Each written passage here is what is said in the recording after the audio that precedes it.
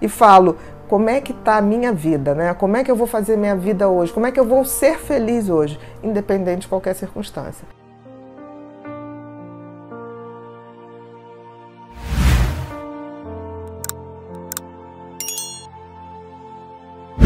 Eu acho que ressignificar a vida era algo que a gente devia fazer sempre, né? Assim, ver se a gente está indo no caminho certo e ver o que a gente está deixando pelo meio do caminho. Porque tem uma coisa que acontece com o ser humano, nós somos os únicos animais que temos uma noção exata de que vamos morrer, né? Que a gente tem uma data, a gente sabe a data de chegada, mas a gente não sabe a data de saída. O que acontece é que para a gente viver, é como se o cérebro tirasse essa informação de que a gente é finito, de que a gente vai morrer.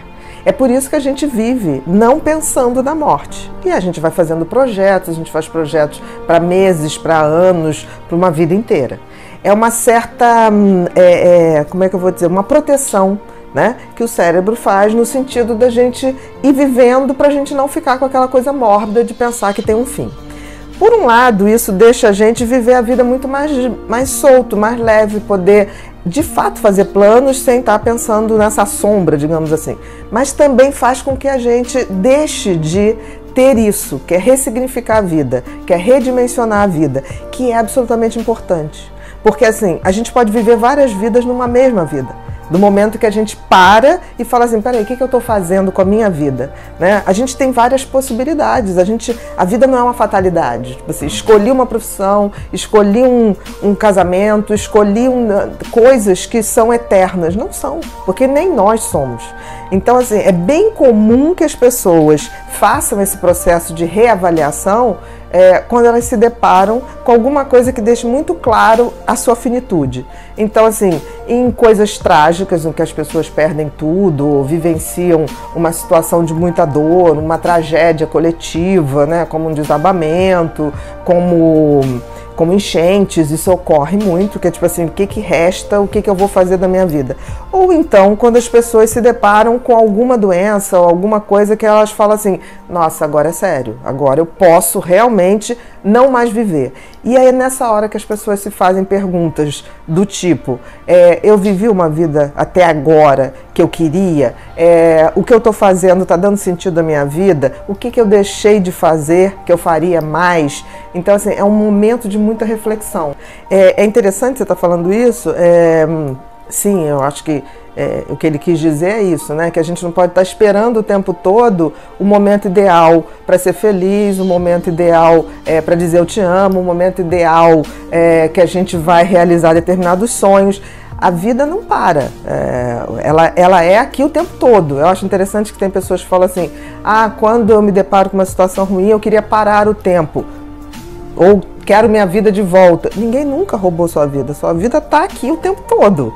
Então, assim, a gente tem que ver o que a gente vai fazer. Eu costumo dizer que a gente tem que viver nossa vida como se a gente estivesse o tempo todo criando memórias para num futuro eu poder falar assim, valeu a pena, eu olhar para trás e valeu a pena.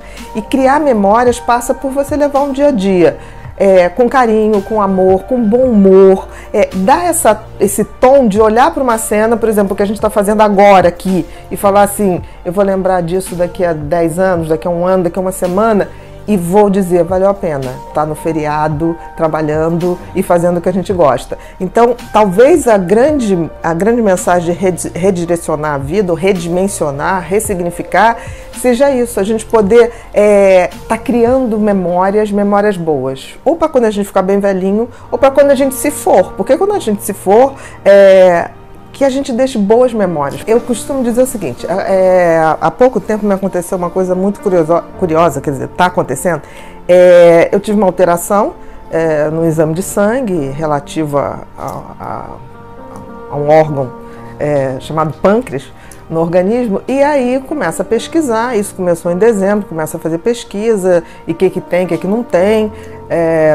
E aí chegou um momento que o médico, muito bacana, chegou para mim, Bia, está na hora da gente fazer exames mais elaborados, porque a gente não está conseguindo descobrir exatamente o que é isso.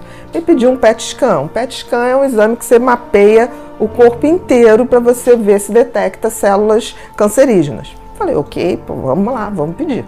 E aí marquei o exame, fui no exame, e cheguei lá, tinha uma sala de espera com mulheres, a gente com aquele roupão, no dia que eu fui só tinha mulheres.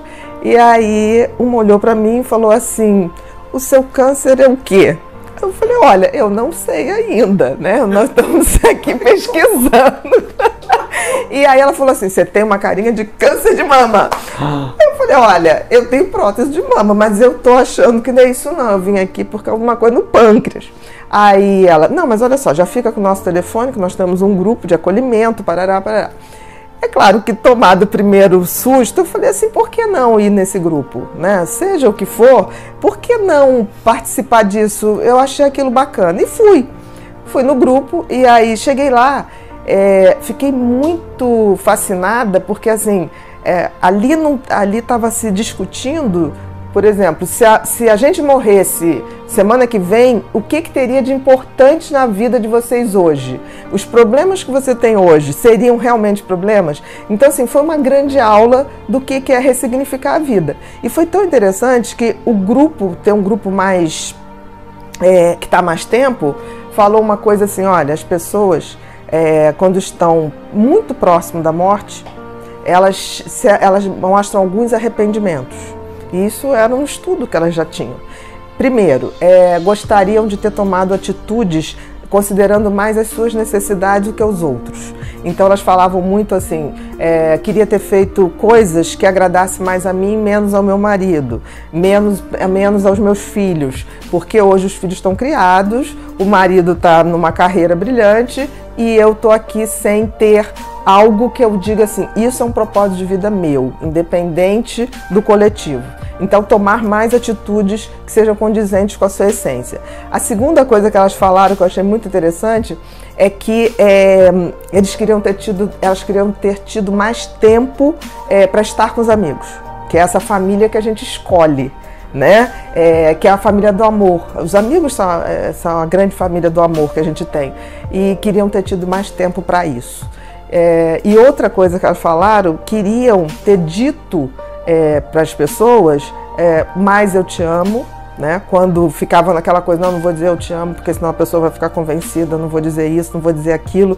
Então, essa coisa mais explícita, essa coisa mais sincera, né? E queriam ter perdido menos tempo comprando coisas e vivenciando coisas. Então, por exemplo, de estar numa praia, no pôr do sol, para ver aquele pôr do sol. Porque o pôr do sol tem todo dia, mas a gente nem se toca. Todo dia o sol se põe, todo dia ele nasce. Então eu achei muito bacana, foi uma experiência que eu ainda estou vivendo nesse processo de busca, mas eu acho que já está valendo muito a pena, né? Seja o que for que vai vir, eu vi assim que a gente precisa fazer isso um hábito mais salutar. Não esperar uma situação de adoecimento ou trágico para que a gente possa rever nossos pontos de vista. Porque a gente pode fazer isso todo dia. A gente pode, inclusive, fazer isso um ato de meditação. Quando eu levanto e falo, como é que está a minha vida, né? Como é que eu vou fazer minha vida hoje? Como é que eu vou ser feliz hoje? Independente de qualquer circunstância. Porque, assim, a gente sempre pode dar um jeito de ser feliz. E dar outro significado à vida. É a coisa da física quântica. Tem todas as possibilidades. Agora a gente tem que saber escolher qual é a melhor possibilidade. Então, assim, eu estou muito grata a tudo que está acontecendo, porque eu tenho um hábito de rever meus pontos de vista, mas eu acho que isso estou fazendo um intensivão. E está valendo muito a pena. Por exemplo, eu não tenho grandes arrependimentos, mas eu tenho grandes coisas que eu vi que está na hora de pegar alguns telefones e redimensionar algumas pessoas na minha vida. E vou fazer isso com o maior amor. Espiritualidade tem a ver com sermos melhores e entendermos que nós passaremos, mas a humanidade continua. E a gente tem que ter o compromisso de passar o bastão para as pessoas que virão. Se eu me ponho no mecanismo absolutamente egoísta, né? Uso todo o meu circuito de sobrevivência para competir, para querer o mal do outro, para não ter a gentileza, eu seguro o conhecimento, eu estou adoecendo, sem perceber. E isso não é o meu só, meu ponto de vista. As pessoas estão adoecendo exatamente por isso. Vamos ter muitos mais quadros de ansiedade? Vamos, porque as pessoas ainda não entenderam que estamos de passagem. E a evolução espiritual, no fundo, seria a nossa conexão com tudo que há de melhor no universo. Uns chamam de Deus, outros chamam de Alá, outros chamam dos orixás, não tem a menor importância.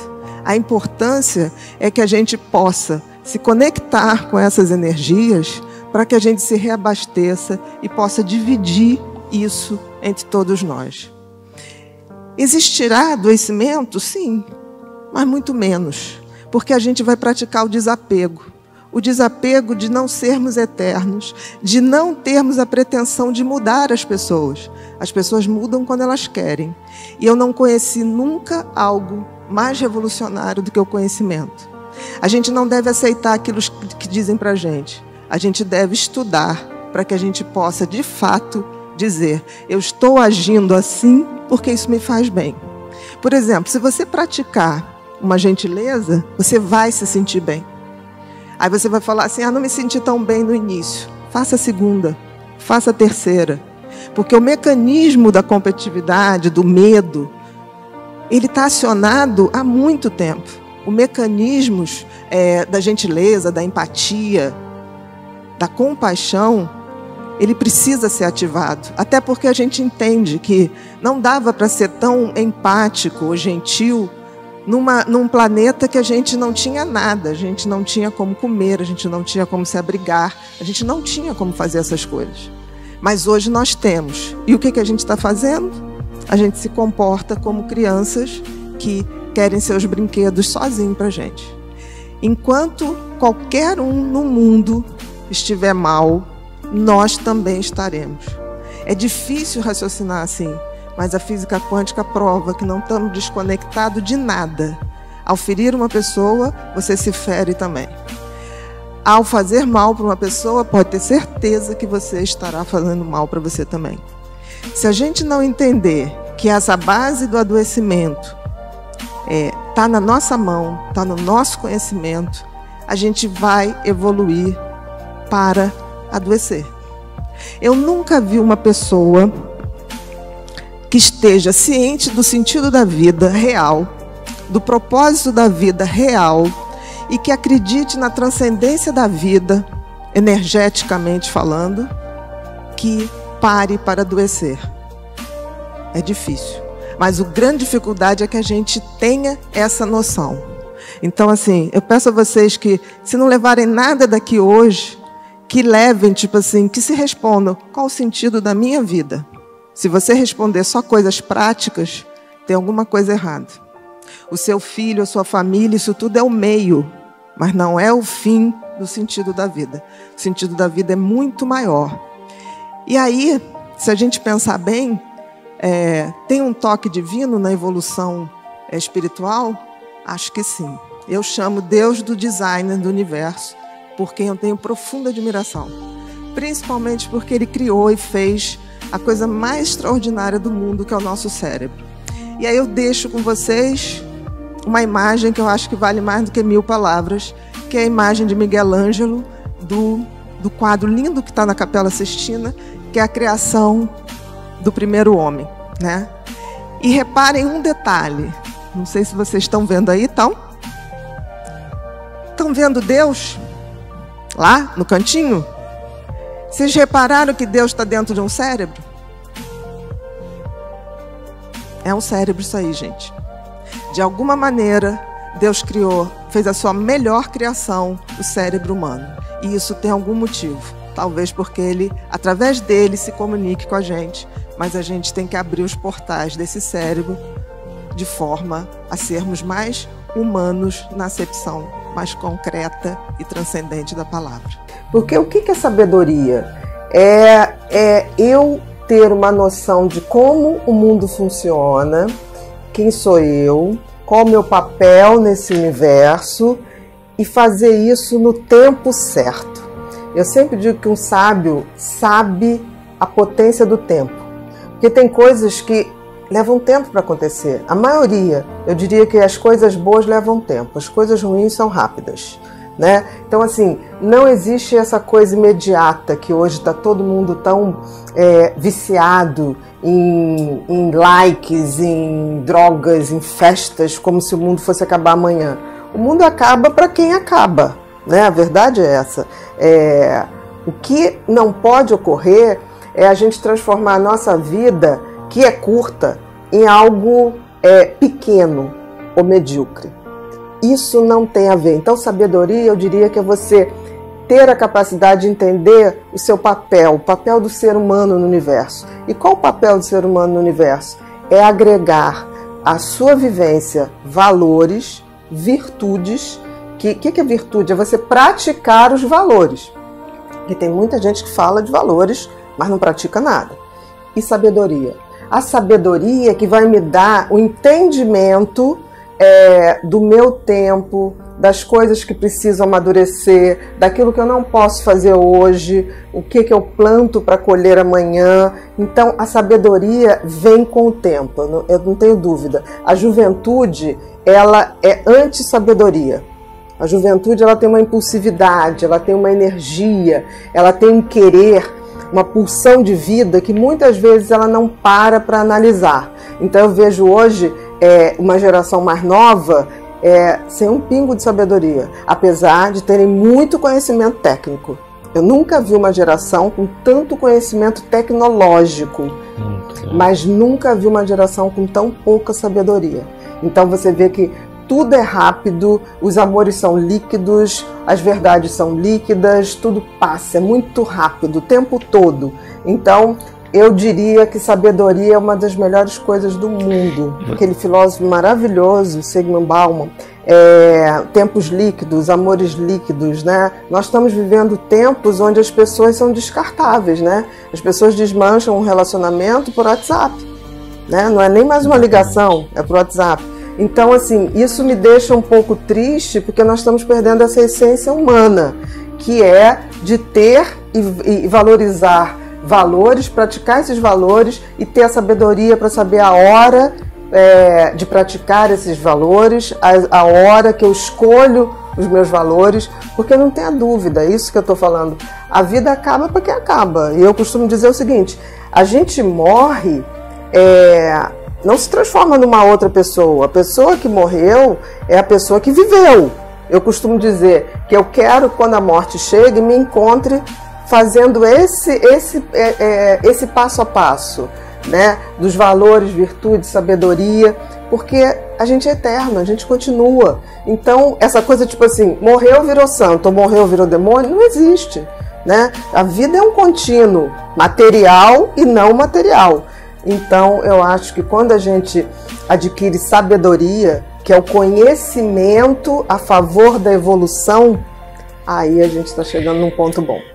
Mar calmo não faz bons pescadores, né? Não existe evolução em zona de conforto.